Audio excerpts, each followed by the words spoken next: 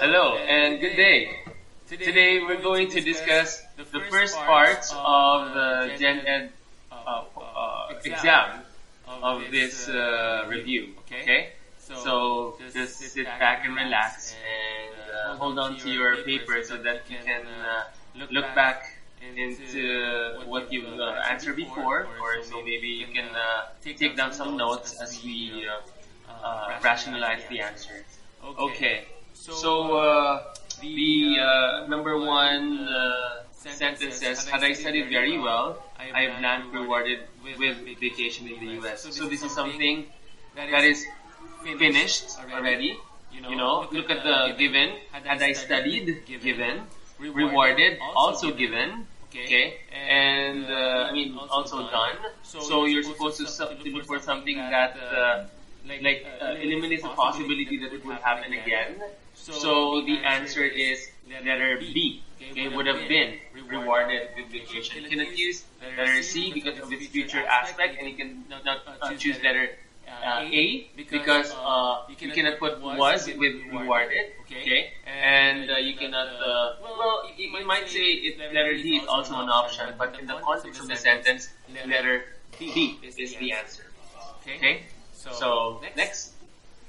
When helping in the kitchen, I am always careful not to hurt. So you need a reflexive pronoun here. Okay? The initial pronoun used is I. So you're supposed to use the reflective pronoun for that, which is myself. Okay? Next. Neither the teacher nor the students blank presently appears.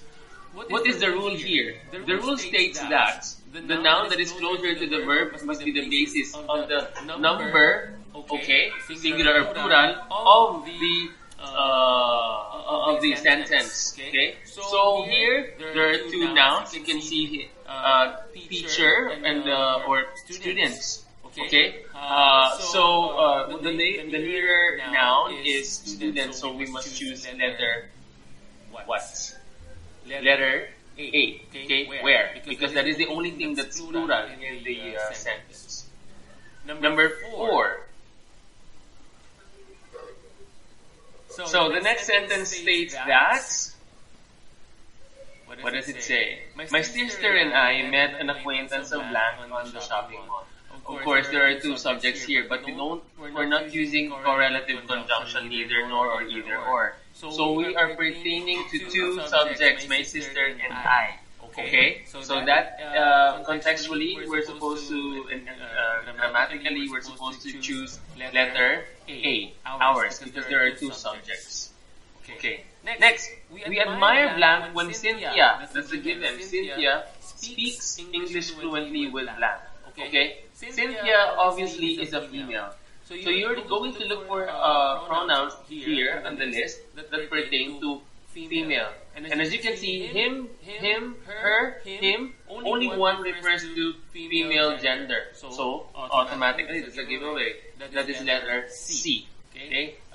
We admire her. Okay? When Cynthia speaks. So this is what we call cataphoric reference. When the pronoun comes before the noun.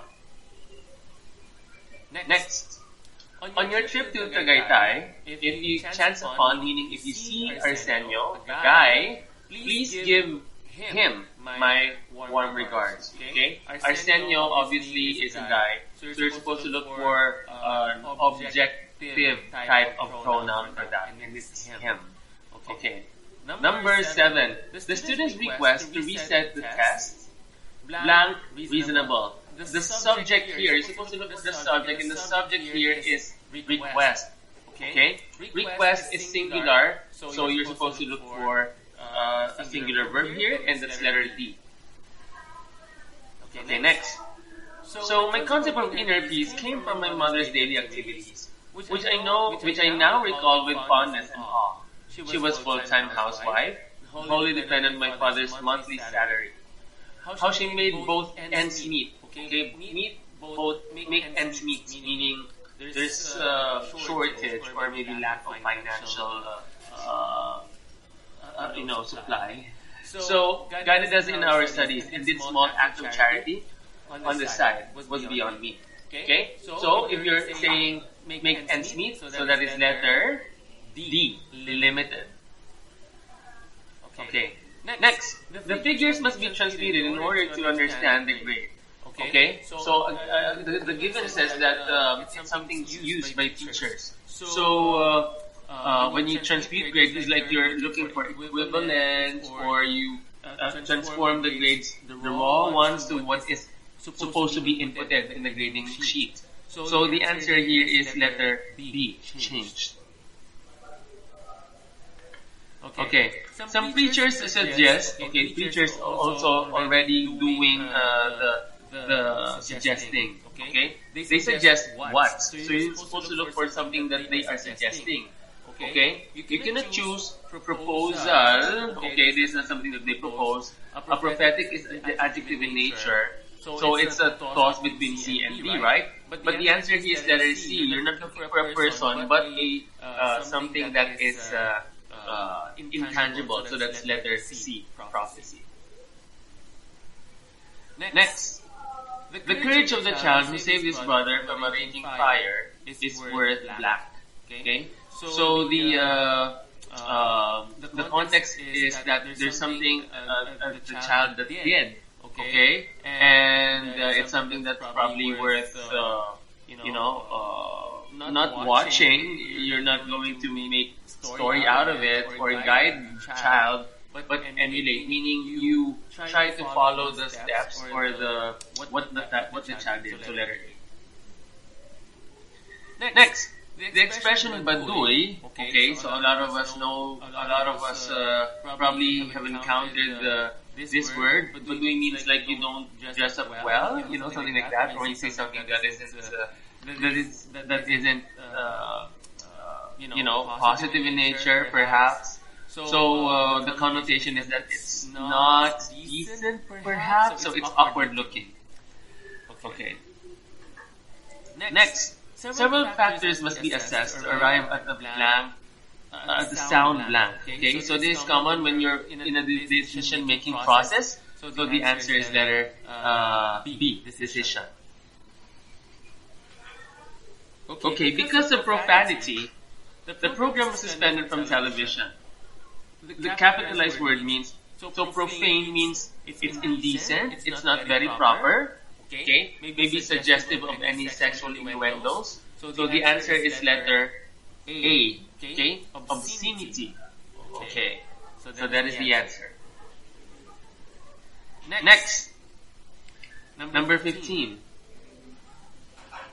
A story put together through an exchange of letters is called, okay? So these can be journals, these can be narratives that were written by the author, which were used as a part of a novel or the novel itself. So we call this epistolary novels. Okay. Next.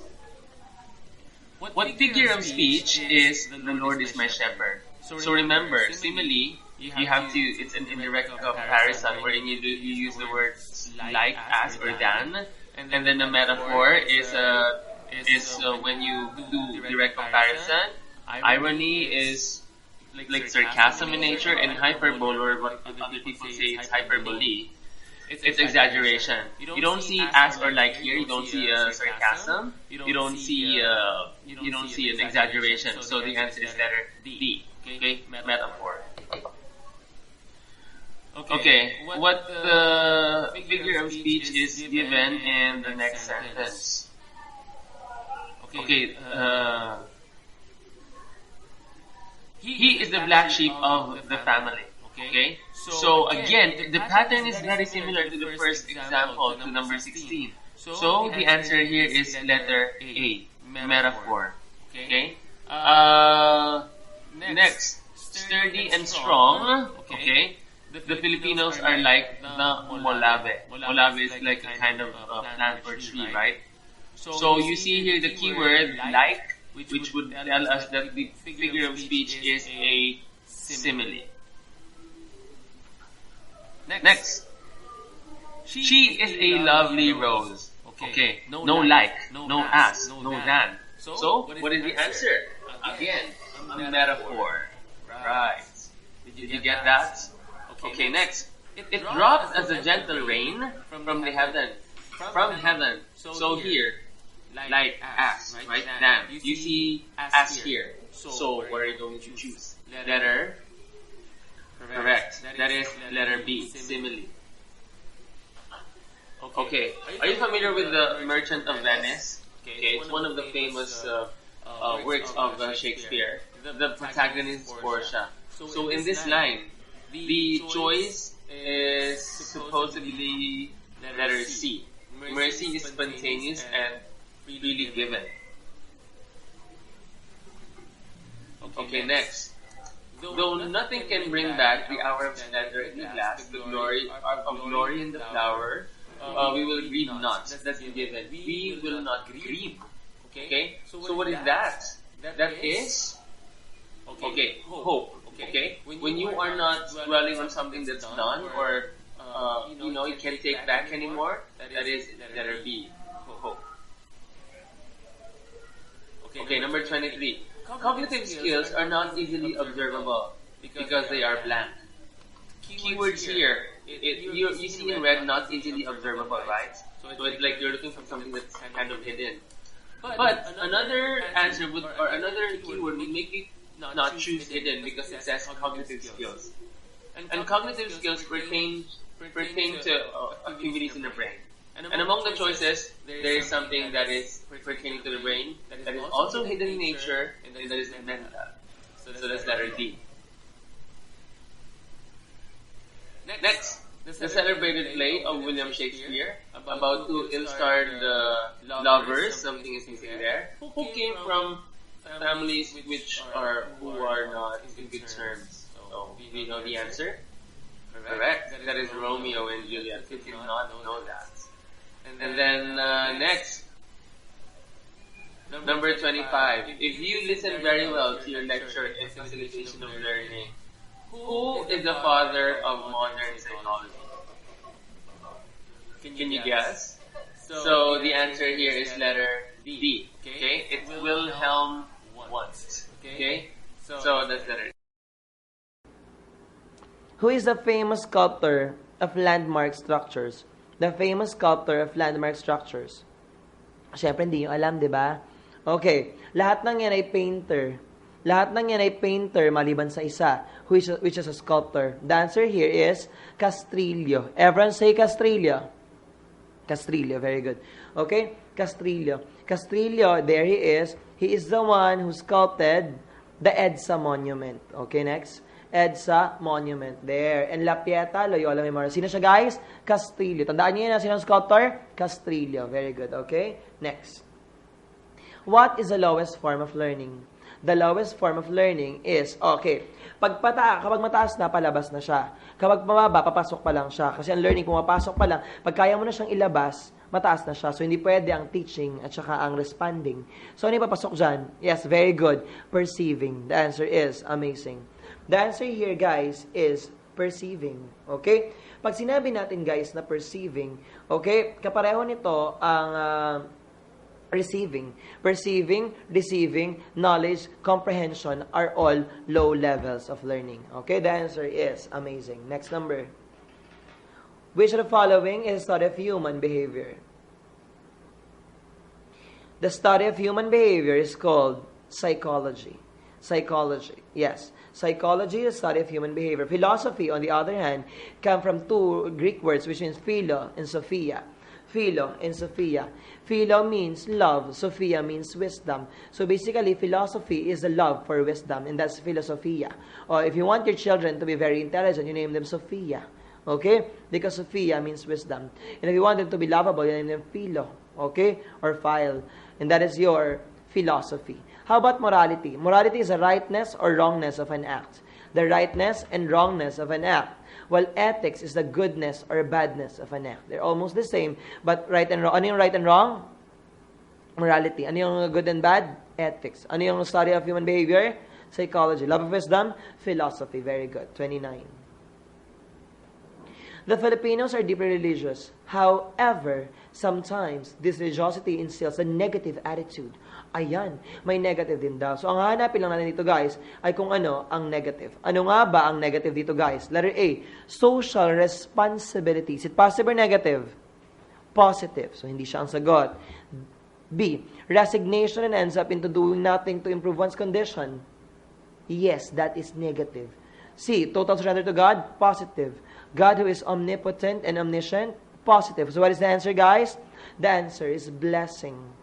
Okay, nag-resign sa mga trabaho or hindi ginagawa yung trabaho kasi hindi pwede sa religion. And that's blessing. 30. Which of the following statement is true about textbook laid on the table? My God, this is not a question of English, it's a question of physics. Okay. For example, I have a book here. I'm going to use my phone. For example, this is my phone, okay? If I place my phone on the table, ng bonggang-bongga, example, this is a table, okay? And I place here. Question, what is the force? That is the question. What is the force? Question, let's see the question again. Is it accelerating? Is it accelerating? No. Accelerating means bumibilis. It's increasing its motion. So, hindi. Question, is it decelerating? No. Hindi naman bumabagal. Nakapatong lang, di ba? So, this is the question now. Is it no force or zero? The answer here is it moving? No. So, hindi blessing in there. It is zero. The answer is caring. The answer is caring.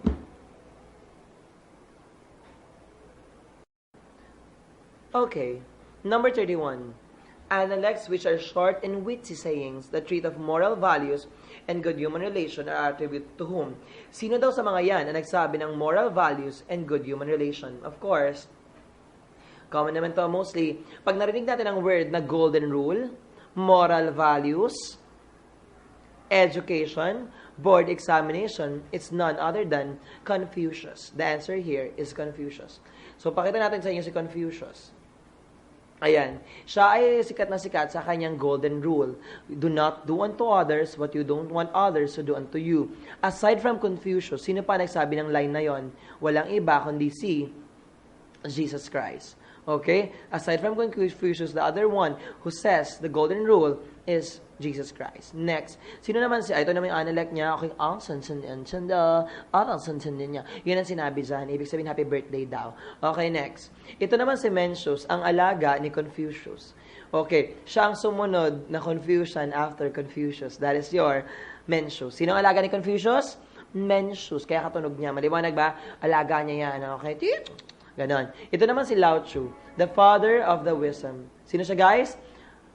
Lao Tzu, father of the wisdom. The wisdom means Tao. Tao yan, hindi yan Taoism. Taoism or Tao, it means the way of life. The way of life. Okay, Tao, the way of life. Okay, ayun siya. Hindi, it's Taoism talaga. But pronounced as the wisdom. Okay, next. 32. Which of the following is an artistic tradition that seeks to revive past glory? Binanggit ko to kanina. Which of the following can revive past glory? Past daw, so hindi pwedeng modern. Modern is now. Contemporary is now. So hindi pwede ang modern, hindi pwede ang contemporary because modern and now is both bago. So what is the answer here, guys? The answer is it antique or classical? Hindi pwede ang antique. Antique is something for is something for an object, okay? An old object which cannot be revived but can be preserved. So the answer is classical. Oh, di ba? Alam niyo na. 33. Parang may kaparehong tanong to kanina. What is the application of the principle of theories of human behavior in teaching and learning? Oh, human behavior. Teaching and learning is education. So, educational yan. So, what is human behavior? Again, sinabi ko na kanina, that is your psychology. Very good. So, this is your educational psychology. 34. Let me read this to you guys. I am a retired public school teacher. As a teacher, I was branded as a terror in school. Ay, may ganun pa pala. The pupils dreaded the day that they would enter my class. Takot ang taong bayan. Little did they know that behind my unpopular facade was a heart. Ay, naku, may puso si bakla.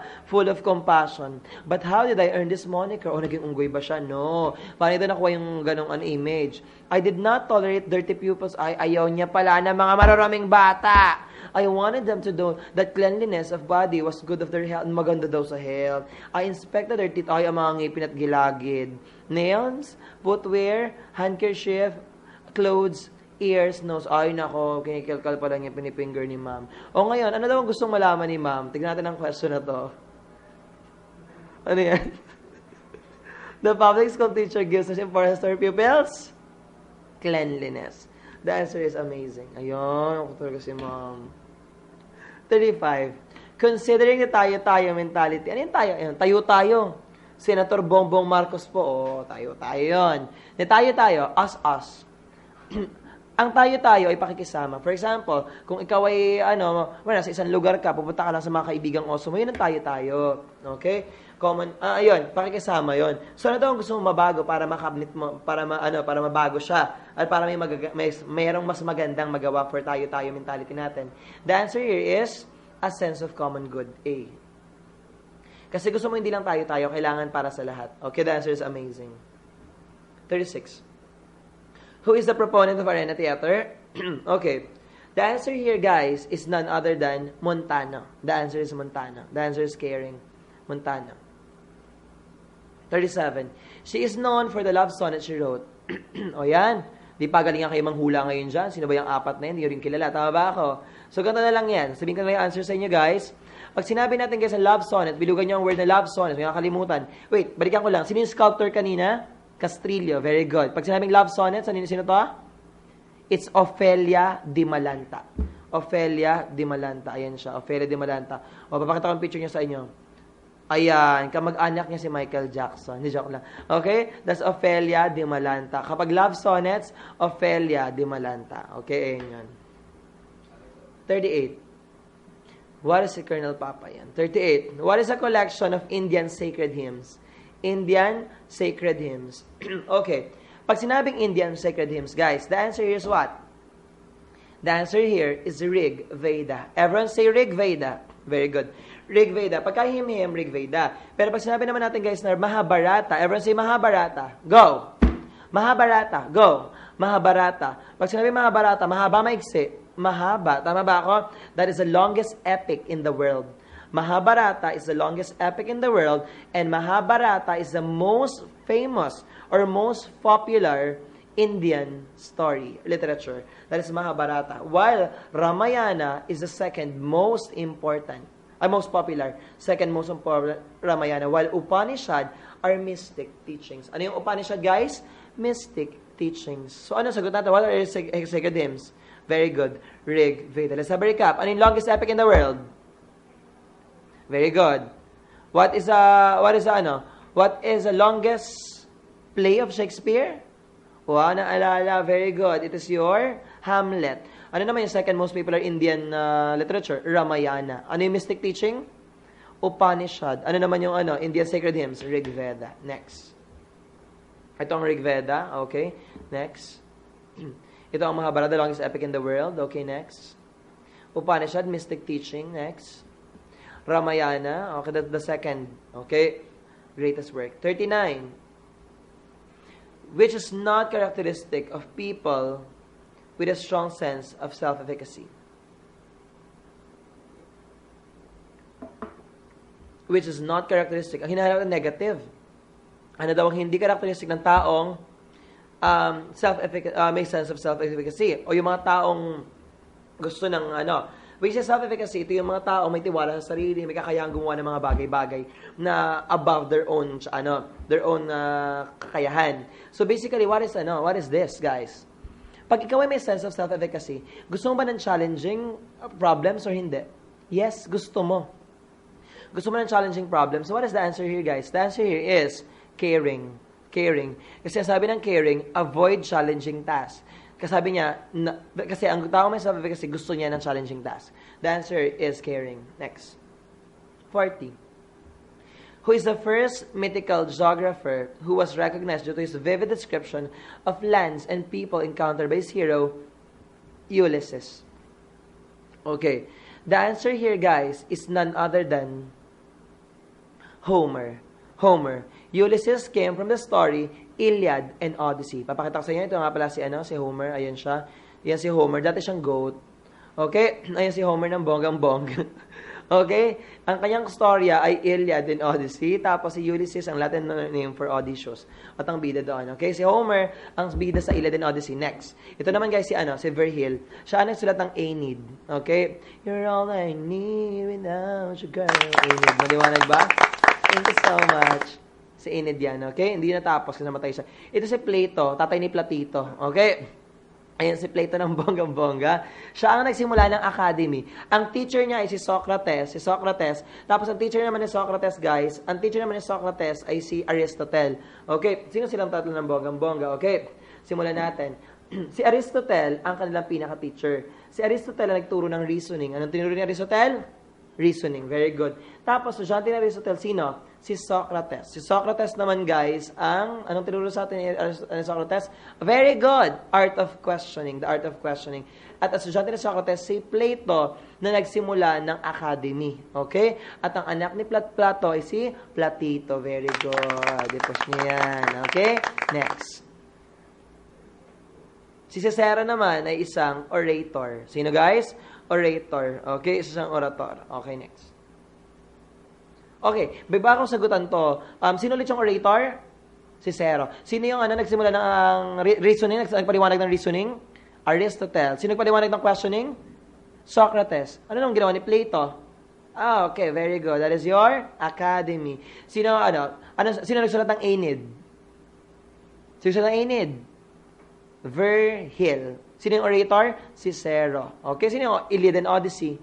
Homer. Very good. Ano yung dalawang sinulat ni William Shakespeare?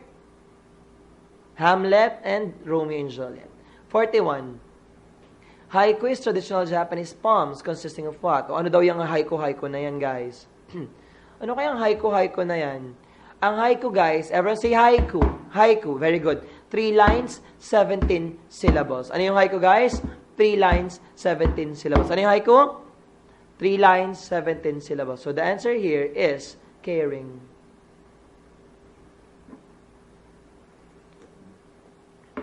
Okay. 42. This Filipino writer in English who used Hispanic Filipino culture and tradition in his fiction works. Sabi dito, okay, isa siyang Hispanic Filipino. Hispanic Filipino. So half Spanish, half Filipino. Ganito lang yan, guys. Okay? Kapag Filipino siya, sorry. Ang ginagawa niya Hispanic or Spanish. Pag sinabing Hispanic Filipino, guys, tatandaan niyo lagi, he is also known as the Quijano de Manila of Philippine literature. Ano sabi ko? Quijano de Manila of Philippine literature. Pag sinabing Quijano de Manila of Philippine literature, balik na rin mo yung word na Quijano, magiging Joaquin. So the answer is Nick Joaquin. Paki-take note yan, ha? Paki-take note yan. Pag sinabi natin, guys, na Hispanic Filipino culture, that is Nick Joaquin. Tandaan nyo yan. Pero pag ang lumabas sa board examination naman, ay English or Filipino-American, ang sagot ay Bienvenido Santos. I will repeat that. Pag Filipino-American, ano yun, guys? Bienvenido Santos. Very good. So the answer is blessing. Sino yung Filipino-American? Bienvenido Santos. Filipino-Hispanic culture? Nick Joaquin. Ayan siya. Okay? Ayan. Quijano de Manila. That's it. The pen name is Quijano. Sino naman ang Plaridel? Sino ang Plaridel naman? Kung ang Supremo ay si Andres Bonifacio, sino ang Plaridel? Di ba sabi ko, Quijano, pag balik-baliktad mo, magiging Joaquin. Pag binibili-baliktad mo naman, ang Plaridel magiging Del Pilar. Marcelo H. Del Pilar. Okay, next. Who is a famous composer from... nasa ano na pala tayo, guys, ha? Tayo ay nasa social science na or social studies. 43. Who is the famous composer from Angono who is also a national artist? Ayan, nahirapan ng taong bayan. Okay, ganito yan, guys. Kasi yung mga tanong na pag hindi mo alam, hindi mo talaga alam. So pag yan lumabas sa board examination, magdasal ka ng 3 abagi noong Maria, okay? Yes, kasi talagang bakit? Okay, okay. Aalisin ko na, hindi mo naman alam, di ba? Sagutan na lang natin siya. Hindi pwede si Cayabyab. Si Cayabyab ay galing sa Manila. Ryan Cayabyab, maestro Ryan Cayabyab, so hindi siya. Si Sinisal naman ay galing sa Cavite. So ang sagot natin ay Buenaventura o San Pedro? The answer is San Pedro. Siya ay walang iba kundi si Lucio San Pedro na siya po ang nagsulat ng Sa Ugoy ng Duyan or Lullaby. O di alam yung ugay ng duyan? Sana'y di magmaliw ang dati kong araw. O diba? Sa ugay ng duyan, lalabay. Ano sa Tagalog ang lalabay? Uyayi. Ano yun guys? Uyayi. Ang lalabay sa Tagalog ay uyayi. Next.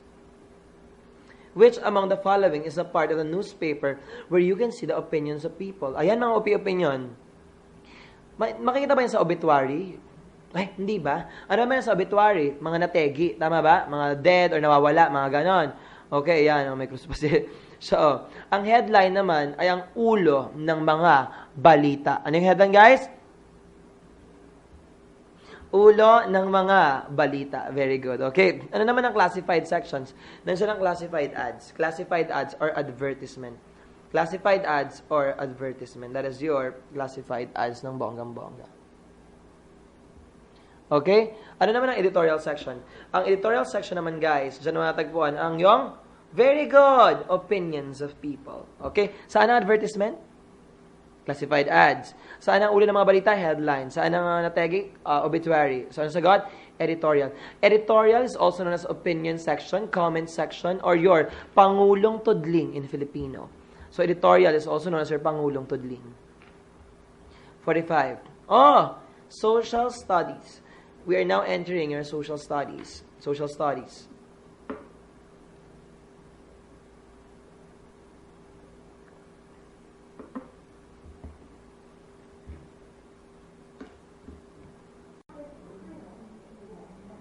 Now, we're going to discuss social sciences or social studies. So, number 45, which best describes the division of the legislature into the Senate and the House of Representatives. Okay, when we say the government, the Philippines has three branches of government. The first one is executive, the second one is legislative, and the third one is judiciary. Okay? Executive, legislative, and judiciary. Magkakapantay po ang kanilang mga kapangyarihan. Pag sinabing executive, it is the president who headed executive, and they are the one who implements the law. What do they do, guys? They implement the law. Sila nagpapatupad, sila ba pumipirma, yes or no? Do they sign the law? Yes. After the executive, you now have your legislative. The legislative is the one who are creating the law. Who makes the law? Legislative. Who implements the law? Executive. Ano naman ang trabaho ng judiciary? Judiciary is the one who interprets the law. They are the one who interprets the law. Let's have a recap. Sino yung tatlo? Executive, legislative, judiciary. Who creates the law? Executive. Who implements the law? Judiciary. Okay? Who is the one who, anong trabaho ng Who interprets the law? Judiciary. Who implements the law? Executive. Who creates the law? Legislative. Okay. This is the question. Sabi dito, the legislative has two branches, which is known as the Senate and the House of Representatives. The Senate and the Congress, the upper house and the lower house of Representatives. So basically, ano daw ang tawag doon sa dalawa sila? The answer here is bicameralism. Kaya nga, mataas na kamera at mababang kapulungan ng kamera. You have your bicameralism because pag sabi bicameralism, you have the Senate and you have the Congress. While bipartisanship has two-party systems. Ang Pilipinas ba isang bipartisanship? Dalawa lang ba ang partido sa Pilipinas? No, napakadaming partido. Tama ba ako? Pasin ito, PDP Laban, NDP, NPC. Tama ba ako? O maraming pa dyan, okay? Yung iba't iba pa nating like ngayon, sino mga kandidato sa mga pagka-presidente, marami. Unlike sa ibang bansa, for example, the United States of America, they only have bipartisanship. They only have two-party system, the Democrats and the Republicans. Okay? Well, the answer here is amazing. Next number. Who was the last Spanish Governor General of the Philippines? Oh, yan na naman. Napariwara na naman ng taong bayan. Ito ba si Blaquilo Ramon Blanco, Diego de los Rios, Basilio Agustin, or Firmin Jodenes? Okay, the last Spanish Governor General of the Philippines stayed in the Philippines until 1911. And he is the Governor General of Iloilo, Manila, and Zamboanga. And he is none other than Diego de los Rios. Diego de los Rios. So the answer is Diego de los Rios. Ayan siya. Iloilo, Zamboanga, and Manila. 1850 to 1911, nasa Pilipinas siya. Okay? Yun. Next. Let's find the keywords here. which demonstrate interconnectedness between social and environmental injustice. Ang sabi dito, social, and environmental. So, dapat may social siya. Pag sinabing social, guys, pag sinabi natin, guys, na social, pag sinabi natin, guys, na social, ibig sabihin nito, may tao, tama ba? Other people. Environment and the people. Isa-isahin natin siya. Tingnan natin to. Letter A. Industrialized countries, toxic disposed to poor countries. May kinalaman ba sa tao? Yes. Environment? Yes.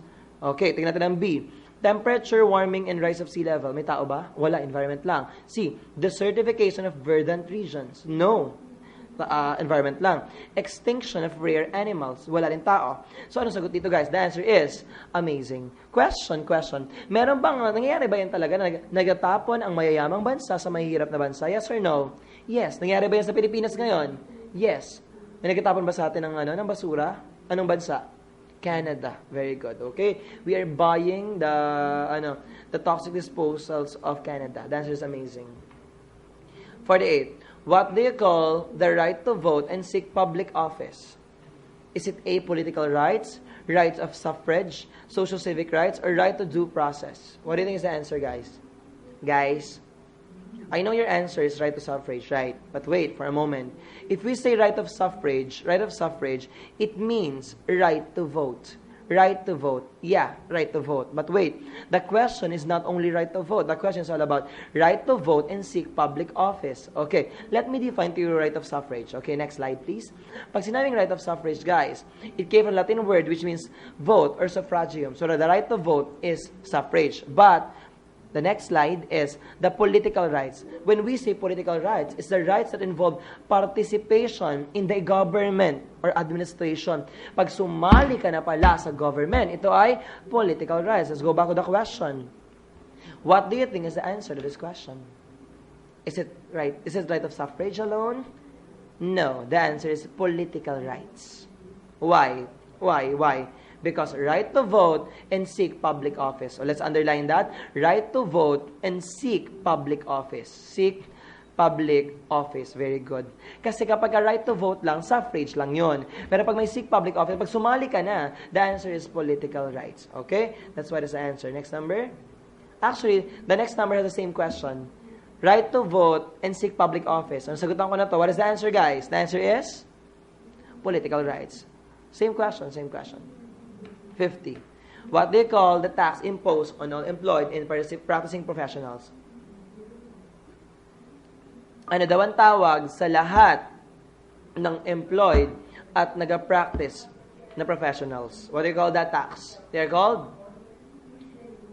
income tax. Kaya nga income kasi may trabaho, may kumikita ng pera. It's income tax. Hindi pwede, sir, ano yung community tax? The community tax is paid by all adult individuals of the country. Lahat. Ang community tax, lahat nagbabayad. Oh, so, nagbayad na ba kayo ng ganyan? Of course, hindi ka pwede mag-board exam kung hindi ka nakabayad ng community tax. That is your cedula. Community tax is also known as your cedula. So, ano naman ang real estate tax? The real estate tax is for properties. Yes, properties. How about the inheritance tax? The inheritance tax is for pamana. Okay? Inheritance. Okay? Mga pamana. So the answer here is amazing. So tax is very important for the government. Why? Without tax, the government cannot work. Okay? But wait lang. Are there countries na wala talagang tax para sa government? Yes, meron. Dubai. Ang Dubai, wala. Emirates, wala. Why? Paano, sir, sila? Paano umiikot ang pera ng gobyerno? They got it from the oil. Okay? So the answer there is tax. No, di pala. Income tax. Next. 51. Which policy of the state provides preferential attention, take note of that, preferential attention to the welfare of the less fortunate members of the Philippine society? Nagbibigay daw ng atensyon sa mga mahihirap na miyembro ng society. Ano yun, guys? Pag nagbigay ka na mahihirap na nagbigay ka ng atensyon, hindi pa rin criminal justice, wala namang crime. Hindi naman basic yan, so it's not Bill of Rights. So what do you think is the answer here, guys? Okay. Hindi pwede, guys. Hindi dito pwede ang criminal sa Bill of Rights. So, is it social justice or distributive justice? Pag sinabi natin, guys, sa social distributive justice, kailangan may ma-distribute ka na pera, pagkain, or anything. So that's distributive. Question, may dinistribute pa tayo sa question? Meron na wala? Wala naman. Ano bang binigay natin? Attention. So what do you think is our answer? The answer here is social justice. The answer there is social justice. Okay? 52. Pakibilugan ng word na meritocracy. What is our keyword? Meritocracy. Question, is this the first time that you hear the word meritocracy? Yes or no? Okay, in the Philippines, do we use meritocracy as a social system? No. We use democracy. Question, maganda ba ang democracy? Yes or no? May maganda, may hindi. But remember this, democracy is not that good because everyone can say their own opinion. Kahit hindi nila alam yung issue, may sasabihin sila. And that's democracy. What is meritocracy? Sa meritocracy, not anyone can say what they want. Not anyone can participate in the government. Only those who are part of the merit group. So who are the merit group? The merit groups are the one who are people of talent. Okay? Merit group are the people with talent. So sir, hindi ba parang ano naman yan? Parang namang unfair sa ibang tao. Actually, it's fair. Why? Lahat ng bata, this is Singapore, the country of Singapore uses meritocracy. So, anong ginagawa doon, guys? Lahat ng bata sa Singapore, mag-aaral ng pantay-pantay sa lahat ng paaralan. Pag ikaw ay nagpakitang gilas o gumaling ka doon, o na-reach mo ang standards nila, you will be part of the merit group. Okay? So, fair pa rin siya. Galingan na nga lang ng mga taong bayan. Okay? At sa meritocracy, walang corruption. Why? Mataas ang sahod ng mga government officials, kaya wala silang chance na mangurap. Ikalawa, mapakalaki ng kabayaran pag nag-corruption ka sa Singapore. So the answer here, so kung naintindihan niyo yung mga sinabi ko, ano ang meritocracy? Ito ba ay ruled by wealthy people, elitism, noble birth, or people of talent? What is our answer? The answer is blessing. Leadership of people of talent. 53. Which constitutional safeguard prevents one branch of government from becoming powerful or abusive? Para malaman natin, okay, para daw hindi maging masyadong makapangyarihan ng isang sangay. Sabi ko kanina, ang bawat branch ng government ay pantay-pantay lamang. Okay? So, ano daw nagtawag para ma-prevent natin yung yung maging powerful yung isa or abusive yung isa. The answer here, guys, is check and balance. The answer here is check and balance. Pag sinabing check and balance, guys, we are checking and balancing. Check natin kung balance pa ba yung tatlo. Maliwanag ba? That's it. Ang ombudsman ay kung saan ka magsasampa ng kaso para sa mga public officials or government officials. Ombudsman. Siya yung magbabantay niyan. While the impeachment naman, guys, ang impeachment naman ay binibigay lamang sa mga tao. Okay, so ang answer dyan ay check and balance. Let's go to impeachment. Okay, next number. Look at this. Ito lang ang mga taong pwedeng ma-impeach. The President and the Vice President, Supreme Court of the Philippines, Commission of Civil Service, COMELEC, Commission on Audit, and the Ombudsman. Napansin nyo, wala ang Senado. That's why Revilla, Enrile, and Estrada ay hindi pwedeng ma-impeach. So, ano ba ang impeachment? Makukulong ba pag na-impeach? No. Ang impeachment, guys, is only removal of office. Pag ikaw ay na-impeach, tatanggalin ka lang sa posisyon mo. Who is the first impeached person in the Philippines? Is it Marcos, Estrada, Arroyo, or Corona? Is it Marcos or Estrada? Estrada. Marcos is not impeached. Maliwanag ba? Estrada. Who is the second impeached person in the Philippines? Corona. Who is the third? Wala. Maliwanag ba? Dalawa pa lang sila na-impeach sa Pilipinas. Okay? So, their impeachment. Okay. So, ang Senado sa Ombudsman ka mag-file doon. Kaya nga sa Ombudsman sila nakabinbin. So, para ma-impeach, kailangan may reason ka. May treason. Okay? Anong treason? Kumampi ka sa ibang bansa. Okay? Ano pa? Bribery. Next. Bribery. Okay? Nagsuhol ka. Okay? Next. Pumatay ka, other high crimes. Next. Graft and corruption, malversation of funds. What else? Betrayal of public. Ito nangyari kay Gloria Macapagal Arroyo. Kaya siya nakakasuhan ng impeachment case before. Di ba nasabi ni Gloria Macapagal Arroyo? Yung tumawag siya kay Garci. Di ba tumawag siya doon? Sino tinawagan niya? Si Gwen Garci, tama ba? Ayun, tumawag siya ng bagong kay Garci. Tapos tumawag siya, sabi niya pagkatapos nun, I am sorry. O, di ba? That's betrayal of public trust. Okay, next. Ito yung check and balance, okay? Nangyari yung check and balance sa sige, go. Sa tatlong branch ng ating government. Sino yung gumagawa ng batas? Legislative. Nag-implement ng batas? Executive. Nag-interpret? Judicial. Okay, next. What is the predominant characteristic of Eastern religion? Ano ba yung mga Eastern religion? Yung mga singkit. Like for example, yung Confucianism, mga ganon. Okay? Buddhism, Taoism, yun. Question, do they teach us pessimism? Pagiging negative? No. Secular, is it mysticism? Kapakapangyarihan? No. Is it amazing or blessing? The answer here is optimism. Being positive. The answer is A. Next. What economic policy on 16th century in Europe influenced Spain's expansionist policy to discover new lands? Ano daw kaya yan? Yung mag-expand tapos sa ma-discover new lands ng bonggang-bongga. Para mag-expand ang Europe nun, ang Spain. Hindi pa din capitalism. Pag sa capitalism, they are looking for money or funds. So, hindi siya yan. Is it spice trading, guys? Hindi rin. Actually, spice trading is to find spices lang. Okay, this is a story of the Philippines. Paano siya natagpuan ni Ferdinand Magellan? Actually, they're not really going to the Philippines. They're going where? Holucas, the Spice Island. They're going there. Actually, tapos biglang nakita nila yung Philippines ng bonggang-bongga. Pagdating niya sa Pilipinas, pinatay na ba agad siya ni Lapu-Lapu? No. Okay? So, umalis pa ba siya noon? Umalis siya. Bumalik ba siya? Yes, siya ba yung nagsabi na I shall return? No, okay? Si Douglas MacArthur yon. Okay. So, bumalik siya, doon siya napatay. Sino ba pumatay? At totoo bang pumatay sa kanya ay si Lapu-Lapu, guys? Sabi nila hindi daw, okay? Kasi yung mga kasama niya, because napakadami, nakakatakot ng takbuhan kami ng mga oras na hindi na namin na-document. Maliwanag ba? Ganun yung nangyari sa amin. Pero ang pumatay talaga sa kanya ay isang palasong may lason. Palasong may lason because I was there. I am so scared. Okay? Ayan siya ng bonggang-bongga. So that is your, hindi spice trading ang sagot dyan, okay? So, ano nang sagot dyan? Caring or day-day? Ang colonialism ay manakop ng ibang bansa. Manakop ng ibang bansa. Ang sabi, discover new lands. Discover new lands. So, hindi naman sinabing sinakop ang mga The answer here is mercantilism. The answer is mercantilism. Why? When we say mercantilism, you have to have more power. Ayan siya, okay? Next. Ayan, power. Okay, next. 56. What is the right invoked in the writ of habeas data? The writ of habeas data. Actually, this is the right used by Janet Napoles nung tinatanong siya. Okay? Ano ba sabi niya sa kanya?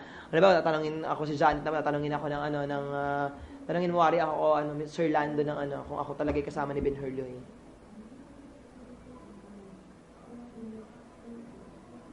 Ano sabi niya? I invoke my right to self-incrimination. So basically, ang sabi niya dun, guys, is right to information privacy. The answer there is the right to information privacy. Okay, 8. Kung alamin niyo ang totoong definition ng writ of habeas data, okay, next. The writ of habeas data is a privacy in life, liberty, security. Okay, yun. Privacy in life, liberty, and security. That is writ of habeas data. While the writ of amparo is a right to life, liberty, or security. Take note of that. Kapag right to privacy in life, liberty, or security, writ of habeas data. Pag right to life, liberty, and security, writ of amparo. Okay, next. 57. Whose philosophy advocates the use of reason in understanding the existence of God? Sino sa mga yan ang gumamit ng reason? Pinaliwanag niya ang pang-existence ni God. Ang existence ni God. Sino kaya dyan, guys, ang nag-prove ng existence ni God? Nagbigay ng reason? Dalawa sila, actually. Take note of their names. The first one is St. Thomas Aquinas. So the answer is St. Thomas Aquinas. The other one is St. Augustine. So we have two answers. If ever nawala sa St. Thomas Aquinas, yung sagot natin, St. Augustine. So basically, they are meron naman sa dulo yun, okay? There's another question sa dulo, okay? You have St. Thomas Aquinas and St. Augustine. Ayan siya. Okay? So siya nagsabi na faith and reason is important. Next. 58. Basahin natin ang tanong. Which is a check on the executive department? Sino-check daw? Sino-check? Executive department. Sino-check, guys? Executive department. Sino-check? Judiciary. So, ang hahanapin natin sa sagot dito, guys, hahanapin natin yung chine-check ng judiciary ang executive department. Chine-check ng judiciary ang executive department. Letter A, impeachment of the Chief Justice. Wait, ang chine-check ba executive? No, ang chine-check ay judiciary. Tanggal na agad ang A. How about B? Determining the salary of the president and vice president. Question. Yes. Executive ang sinecheck. Pero wait lang. Ang judiciary ba ang nag-determine ng sahod? Yes or no? The answer is no. How about C? Declaring a legislative measure unconstitutional. Wait. Legislative. Sino sinecheck? Legislative. So, hindi pwede ang C. D. Declaring an act of the president unconstitutional. So, what is the best answer here? The answer here is day. The answer there is day. Okay, next. 59. Which is a fundamental law of the land? Land daw. Hindi pwedeng 10 Commandments. Okay? God yon. The fundamental of God. Okay? Hindi pwedeng civil criminal law. Hindi yan fundamental. Sa fundamental, Constitution. Constitution is the fundamental law of the land. The answer is blessing. 60. Ito na tayo. Gregoria de Jesus saw her husband Blanc charged for treason by fellow Filipinos who have formed the Philippine Republic. Sino ba yung Gregoria de Jesus na yan? Si Gregorio de Jesus, ang lakambini. Okay? Si Gregorio de Jesus, guys, ang lakambini ng Katipunan. So, kung siya ang lakambini ng Katipunan, asawa niya ang ama ng Katipunan. Sino ba ang ama ng Katipunan, guys? Walang iba kundi si Andres Bonifacio. Ang sagot dito, guys, ay walang iba kundi si Andres Bonifacio. Okay? Ayan, yun ako. Si Andres Bonifacio yan ang bongga. Sino ang unang presidente ng Pilipinas? Emilio Aguinaldo. Okay? Sino ang ama ng Katipunan? Andres Bonifacio. Okay? Si Andres Bonifacio ang sagot natin. Ayan. Si Andres Bonifacio ang sagot natin doon. O yan, si Gregorio de Jesus ang bonggang-bongga. Ayan siya. Napakalungkot po niya ng mga panahon na yan kasi busy. Hindi po siya nakakascore kay Andres Bonifacio ng panahon yan. Ayan po kaya nalungkot siya dyan. Kamukha niya po si Ate J. Okay, ayan po. Tapos po namamatay po si Andres Bonifacio, ay naku, pinush niya agad na magpakasal kay Julio Nakpil. O, di ba? Ang best friend naman ni ano. O, di ba? Masaya ang kwento niya dyan. Yan si Gregorio de Jesus. Okay, next. Ito si Marcel del Pilar. Siya ang Plaridel. Okay, next. Emilio Aguinaldo. Siya nagtatag ng Emilio Aguinaldo, ng Philippine Independence sa Kawit, Cavite. Namatay siya sa may Kuwait, Cavite. Okay? Sa Kuwait, Cavite siya namatay din. Okay? Next. Si Jose Protasio Rizal Mercado y Alonso Rialonda, ang ating pambansang bayani. Okay? Ang pambansang bayani at siya ang nagtatag ng La Liga Filipina. Ano tinatag niya, guys? La Liga Filipina. Tandaan niyo yun. Ano tinatag ni Jose Rizal? La Liga Filipina. Pag sinabi naman natin La Independencia, everyone say La Independencia. La Independencia. Independencia, Antonio Luna. Okay? Pag La Independencia, Antonio Luna. Kapag La Liga Filipina, Jose Rizal. Pag La Solidaridad, Graciano Lopez Haina. Tandaan niyo yung mga sinabi ko, ha? Pag La Liga Filipina, Jose Rizal. Pag La Independencia, Antonio Luna. Pag La Solidaridad, Graciano Lopez Haina. So, what is the answer here? The answer there is Andres Bonifacio pa rin, okay? Ito si Andres Bonifacio, ayan po siya. Pagod na pagod siya. 61. What did Nelson Mandela mean to South African and the rest of the world? He gave up armed struggle. Oh, kuhitan niyo yun. He gave up armed struggle. Gave up. He gave up. So, pag ginave up mo ang armed struggle, like ang armed struggle, baril-baril, laban-labanan, sampal-sampalan, mga ganon, okay? Yung armed struggle. Ginave up niya daw yun. So, meron siya? Non-violence. Very good. The answer is non-violence. Next. Yan si Nelson Mandela. Barack Obama was said to be the Nelson Mandela of America. Okay? Next. 62. O ito na mga pangyayari sa buhay natin na ngayon. Sino ang tumugtog ng national anthem noong June 12, 1898? Ayan na po mga kapamilya. Alam kaya natin ito. Sino kaya ang tumugtog, guys? Ayan. Ito ba yung pangkat kawayan ng Pateros, Kawit Cavite Band, Malabon Band, o San Francisco del Monte Band na napariwara ang taong bayan? O ganito lang yan, guys. Hindi nyo naman alam, di ba? Noong June 12, 1898, ang nagdeklara ng Philippine Independence ay walang iba kundi si Emilio Aguinaldo, pero hindi siyang nagwagayway ng watawat ng Pilipinas. Ang nagwagayway ng watawat ng Pilipinas ay ang kanyang kasamahan na si Antonio Ambrosio. Tandaan niyo yan, Antonio Ambrosio. Okay? Winagayway ang watawat ng Pilipinas noong June 12, 1898, at ang tumugtog ng national anthem natin na Lupang Hinirang ay walang iba kundi nang galing pa sila at may daladala silang pansit. Sino yun? Malabon Band. Oh, the answer is Malabon Band. Oh, may mga gusto lang. Ito yung Philippine Independence natin. Next slide. Okay. So, hindi pala si Emilio Aguinaldo ang nagwagayway ng ating watawat, kundi si Antonio Ambrosio. At tandaan niyo to, sino bang nagtahi ng watawat ng Pilipinas? Ang nagtahi ng watawat ng Pilipinas ay walang iba kundi si Marcela Agoncillo. Sino guys? Marcela Agoncillo. At ang original na watawat ng Pilipinas ay may mukha sa araw na ito. Okay? May mukha. Alam niyo kung anong mukha? Yung mukha ng baby sa may Teletubbies. Maliwa, joke lang, hindi. Okay? Hindi ko alam kung sino yung mukhang yun. Basta may mukha doon, okay? That is your Philippine independence ng bonggang-bongga. Well, is that the true independence of the Philippines? Is that the true independence, June 12, 1898? The answer is no. Kasi noong June 12, 1898, hawak pa rin tayo ng mga Amerikano. So, hindi pa tayo talaga independence. Binili tayo ng mga Amerika sa Treaty of Paris. Sa Treaty of Paris. Okay? So, binili tayo ng bonggang-bongga. So, hindi pa tayo true independence niyan. Kaya talaga ang true independence natin? July 4, 1946. Kailan guys? July 4, 1946. Kasabay ng independence ng Amerika mula sa Europa.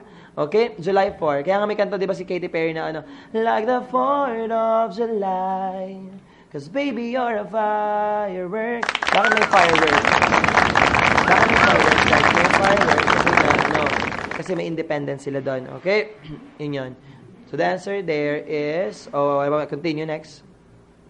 63. Agency tasked to nurture Philippine arts. Pakisampa na nagsagot ng NBI.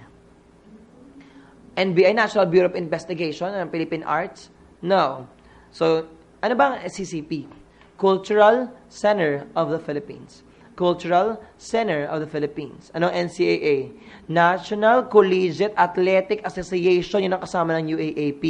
So, hindi yan ang sagot. Pakisampal din ang nagsagot niyan. Okay? How about NCCA? National Commission for Culture and the Arts. National Commission for Culture and the Arts. What is the answer? The answer is Dede. Number 64. The ultimate objective of the comprehensive agrarian reform is what? The ultimate what is the ultimate objective of the Carl? Ang ginawa ng Carl ay nagbigay ng mga lupa sa mga magsasaka na walang lupa. So yun. So what is the answer here? The answer is blessing. Distribute all arable lands to the landless. 65. Which was the first labor union in the country founded by Isabela de las Reyes in July 1901? Which was the first labor union in the country founded by Isabela de las Reyes. Okay, Isabela de las Reyes is known to be the father of Philippine labor. The father of Philippine labor. Okay, the answer here, sabihin ko na yung sagot para mapaliwanag si Isabela de las Reyes. Union Obrera Democratica. The answer is Union Obrera Democratica. It's blessing. Okay, next. This is Isabela de las Reyes, or Don Belong. He's the father of Philippine labor. He is the founder of the Aglipayan Church or the Iglesia Filipina Independiente or the Philippine Independent Church. The Philippine Independent Church is the only remnant, the only living remnant of the Philippine Revolution. Okay? The Philippine Independent Church. Maya pag-usapan natin yun. Okay? So the answer is Union Obrera Democratica. Number 66. Saan daw nakipagkalakalan ng Pilipinas sa galleon trade? Okay. Ang galleon trade or kalakalang galleon ay tinatawag ding Manila-Acapulco trade. Ano tawag sa kanya guys? Manila-Acapulco trade. So nakipagkalakalan ng Maynila sa may Acapulco. At ang Acapulco ay parte ng anong bansa? Ito ay parte ng Mexico. The answer here is Mexico or Mexico. Okay? Ayan siya, ang kalakalang galleon. Mula Acapulco, pupunta ng Maynila at mula Maynila, pupunta ng Acapulco.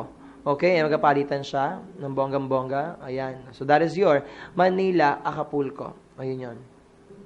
67. How many days are needed after which an enrolled bill becomes a law? O ganito yan. Sino pipirma ng batas? Executive, Legislative, Judiciary. Executive. Sa kamay nino? Presidente. Question.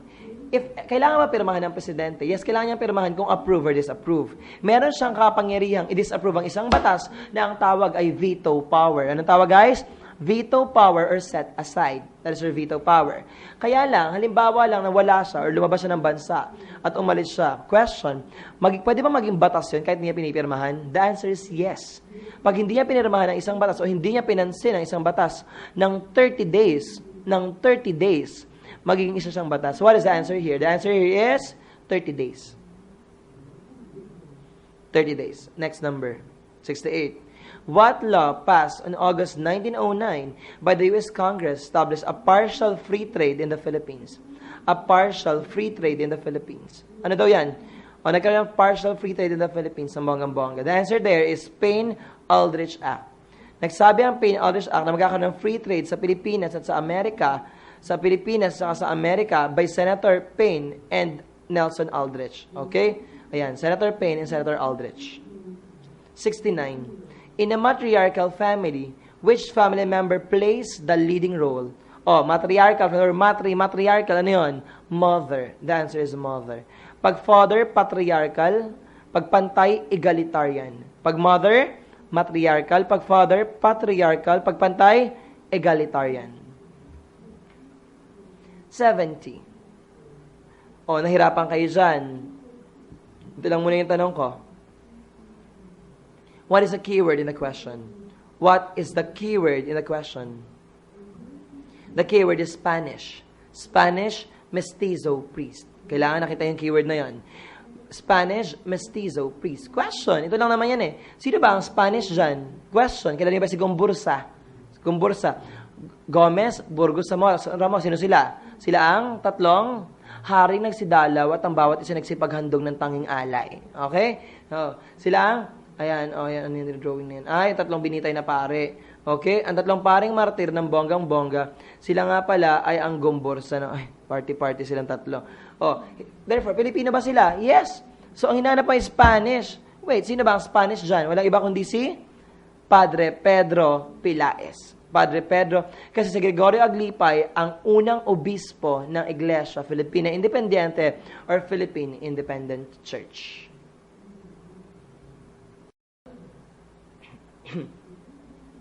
Next question. What was it? Number 71. What was the term given by Marcelo del Pilar to hidden control and domination of Spanish religious priests over the colonial government? Ganito lang yan. Ano daw ang tinawag ni Marcelo del Pilar sa mga pare ng colonial government? Question. What do we call the priests during the Spanish era? That is your fraile. Am I right? Fraile. Parang demokrasya, government, krasya. So the answer is frailocracia. The answer there is dede. The answer is frailocracia. 72. While authority should be respected, its opinion may be an error. Which of the following represents a better or more certain avenue to the truth? Ayun na daw yan. Hindi mo naintindihan English. While authority should be respected, its opinion may be an error. Baka daw yung mga otoridad nagkakamali din minsan. Tama? So, ano daw ang kailangan gawin para masigurado natin na hindi sila magkakamali? The answer is amazing, replication, or repeat and check. Napansin namin sa board examination, pag ang sagot, option, ay may open at close parenthesis, karaniwan siya yung tamang sagot. Okay? So, the answer is amazing. 73. Who is known as the father of the local government code? The local government code is RA 7160. 7160. RA 7160 for the local government code. And who is the father of local government code? It is none other than Aquilino Pimentel. Aquilino Pimentel or Aquilino Nene Pimentel. The answer is Dede. Hindi ba si Estrada, mga ano yan eh. Okay, yung iba kasi mga senator sila. Is Aquilino Pimentel, the answer is Dede. Tingnan niyo. There you go. That is Aquilino Nene Pimentel. 74. Sinabi ko na to kanina, who is the first editor of La Solidaridad? The answer is, very good, is Graciano Lopez Haina. Let's have a recap. Paglaliga Filipina, Jose Rizal. La Independencia, Antonio Luna. La Solidaridad, Graciano Lopez Haina. Baka narito kayo kanina sa isang slide. Sabi kasi Marcelo del Pilar, La Solidaridad. Siya ang co-editor, but he is not the first editor. Okay? The answer is Graciano Lopez Haina. Ito silang tatlong magkakaibigang oso. Ayan sila, si Jose Rizal, Antonio Luna, at saka si Graciano Lopez Haina. Kinaganda nila yan. Okay, next. 75. The Philippines is the only blank country in the world. Walang sagot yan. Wala na, hindi. Are we communist? No. Are we Buddhist? No. Are we Christian? Yes. Are we Muslim? Not wholly. But remember, ang tanong kasi the only eh. So actually, we are not the only Christian country in the world. But the answer is Christian. You answer Christian. The answer is C. We are the biggest Christian country in Asia. Remember that. We are the biggest Christian country in Asia. And we are not the only Christian country in Asia dahil dalawa tayo. We have the Philippines as the biggest, and the second one is Timor-Leste or East Timor. Okay, next. 76. In social trends, how do you call those who are the revival of the classics? Revival of the classics. Okay, pag sinabing existentialism or existentialist, that is your opinion or freedom. Ano yun, guys? Opinion or freedom. Ano yun, guys? Opinion or freedom. Pag existentialist, existence, you have your choice, freedom, gano'n. Pag rationalist, reason. Okay? Ano yan? Sino ulit yung reason natin kanina? Very good. It's Aristotle. How about humanist? Humanist means holistic, beauty, arts, classics. That is your humanism. Reformist is also known as reconstructivism. Reconstructivism is changing the society. Changing the society. So what is the answer here? The answer here is none other than humanism. Caring. Humanism. 77. What happens to a good action when it is performed on account of an evil motive? Oh, ano nangyari doon? Maganda yung ginawa niya, pero evil ang motibo niya. Nagbigay siya ng mga tumulong siya sa mahihira, pero ang gusto niya is makamkam yung lupa nila, mga ganon. So what is the answer here? It is still evil. Still evil. So what is the answer? The answer is blessing. Nasabi ko na ito kanina, 78. The tax required to be paid annually by all adult citizens of the Philippines. O binabayaran daw ng lahat ng adult citizens ng Pilipinas. What do you call that? It's called community tax. Anong tawag doon ulit, guys? Cedula. Very good. Tingin sa akin. Ano yung properties? Real estate. Ano yung samana? Inheritance. Ano yung income tax? Professionals or employed. Very good. The answer is amazing. Binabayaran ng lahat ng taong bayan. 79, sinabi ko na rin yan kanina. What is the writ of amparo? What is the writ of amparo? The writ of amparo is the right to life, liberty, and security. The answer is day. Oh, that's yan. Sinabi na natin. 80. What is one of the man-made wonders? Wag kamali ka rito, sampalin yung sarili nyo, ha? Anong keyword? Man-made. Anong keyword? Man-made. My God. Ang Taal Volcano ba ay man-made? Ang Manila Bay ba ay man-made? Ano sagot? Rice Terraces.